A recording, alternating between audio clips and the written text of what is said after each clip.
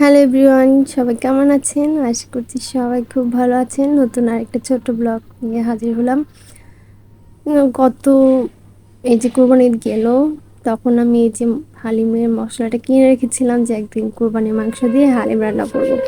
মাংসটাও আলাদা করে রেখেছিলাম, কিন্তু এত শরীর টরীর তেমন একটা ভালো ছিল না ঈদের সময়, ঈদের পর ওই সময়টাতে ইভেন একটু ব্যস্তও ছিলাম।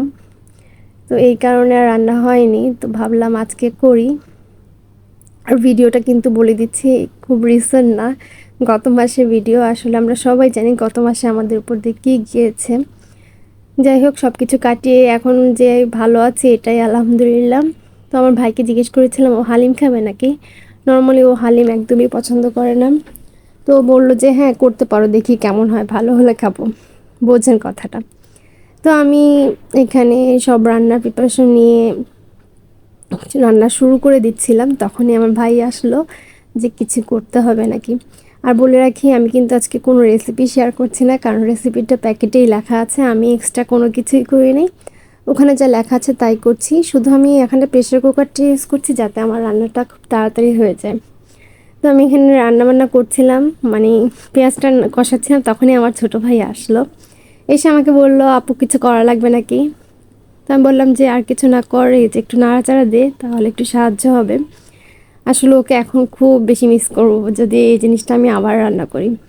আর আমার ভাইটা মাশাল্লাহ এত ভালো, এত ভালো ভাই কারো হয় নাকি আমি আসলে জানি না, হয়তো সব ভাইরা এরকম ভালোই হয়। যাই হোক, তারপর আমি এখানে কষানো শেষ হয়ে যাওয়ার পরে, আর আমি সব সময় রান্নার ব্যাপারে একটা জিনিস খেয়াল রাখি, যেন কষানোটা খুব ভালো হয়। কারণ রান্নার 80% টেস্টই কিন্তু ডিপেন্ড করে কষানোর উপরে। দেন মশলাটা কষানোর পরে তেলটা যখন উপরে উঠে যাবে, আমি মাংসটা দিয়ে দিলাম। তো এটা আমি অনেকক্ষণ ধরে কষাবো, তারপর আমি এটা সেদ্ধ হওয়ার জন্য প্রেসার কুকারে কিছুটা সময় রাখবো।